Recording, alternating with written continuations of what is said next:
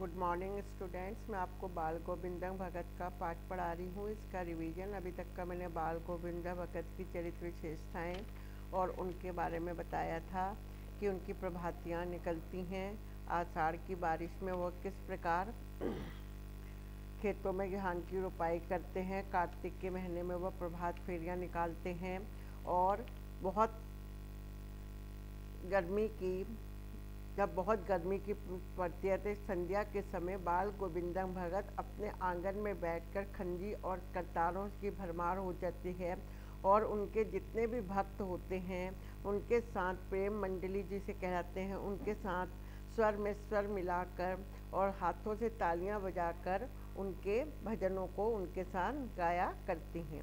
आगे मैं बता रही हूँ, भगत को आंगन में एक चटाई पर लिटाकर एक कपड़े से ढक रखा था। भगत ने क्या कहा था, अपने बेटे को आंगन में एक चटाई पर लिटाकर एक कपड़े से ढक रखा था। वहाँ कुछ फूल तो हमेशा ही रोपे रहते थे। उनके घर के पास बहुत सी क्यारियाँ बनाई हुई थी, रोपे मतलब लगाए हुए थे, उन्होंने वहाँ फूल लगाए हुए थे।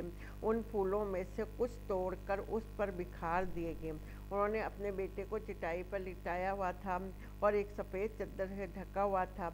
उसके ऊपर अपने बगीचे से कुछ फूल को तोड़ के लाते हैं और उसके ऊपर उन फूलों को बिखेर देते हैं। फूल और तुलसी भी, और कुछ तुलसी के पौधे से तुलसी के पत्तों को तोड़ के लाते हैं, वह भी उनके ऊपर डाल देते हैं। सिरहाने एक चिराग जला देते हैं और उनके सिर की साइड पर एक दिया जला देते हैं, और उनके मुंह के सामने ज़मीन पर ही आसन जमा गीत गाते चले जाते हैं, और उनके सामने ज़मीन पर ही बैठ जाते हैं और अपना आसन लगा लेते हैं और अपने गीत कबीर के दोहे भजनों को गा रहे होते हैं। वही पुराना स्वर, उनके स्वर में कोई फर्क नहीं था, वही पुरानी तल्लीन, वही पुरानी लगन के साथ वह गा रहे थे।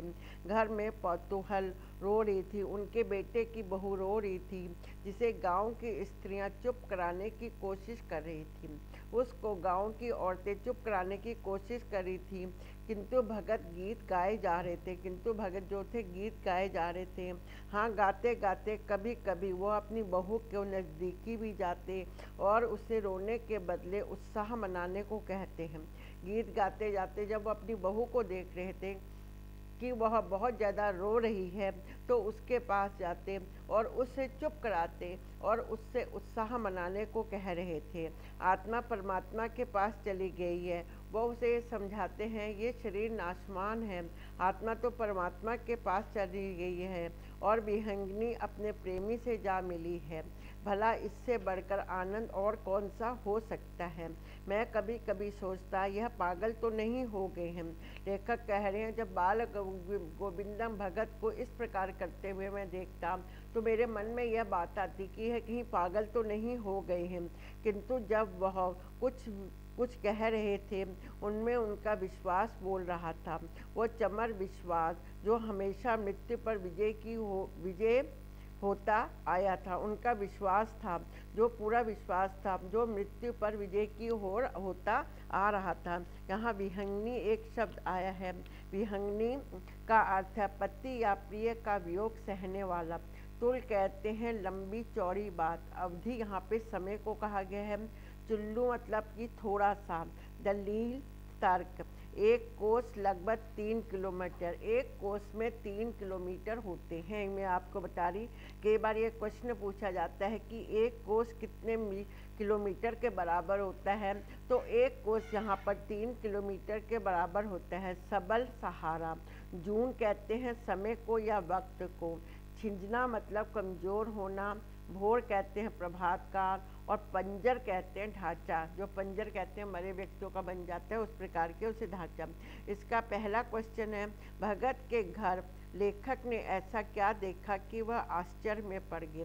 भगत के बेटे की मृत्यु की खबर सुनकर लेखक जब उनके घर गया तो देखा कि भगत ने बेटे के शव को चारपाई पर लिटाकर सफ़ेद कपड़े से ढक रखा था तथा उस पर कुछ फूल बिखरे देखे थे। उनके सिरहाने पर फूल, तुलसी दल आदि रखकर तल्लीनता से गाए जा रहे थे। यह देखकर लेखक को आश्चर्य हुआ था। बेटे की मृत्यु पर भी भगत का कार व्यवहार संसार के लोगों से किस प्रकार अलग था और क्यों। बेटे की मृत्यु पर भगत तल्लीनता से गाए जा रहे थे। वे घर में रोती पुत्र वधू के पास जाते और रोने के बजाय उत्साह मनाने को कहते, जबकि संसार के लोग रो रो कर बुरा हाल कर लेते हैं। वे ऐसा इसलिए कर रहे क्योंकि वह मृत्यु की आत्मा की मुक्ति का साधन तथा आत्मा परमात्मा का मिलन मानते थे। लेखक को ऐसा क्यों लगता था कि भगत पागल हो गए हैं, भगत पागल हो गए हैं। ऐसा लेखक को इसलिए लग रहा था क्योंकि वो परंपरा से हटकर काम कर रहे थे। दुनिया अपने पुत्र की मृत्यु पर शोक मनाती है और भगत स्वयं गीत गाए जा रहे थे और अपनी पुत्रवधू को उत्साह मनाने के लिए प्रेरित कर रहे थे। मैंने आज आपको यहाँ तक पढ़ाया है, कल मैं इसका नेक्स्ट पैरा पढ़ाऊँगी।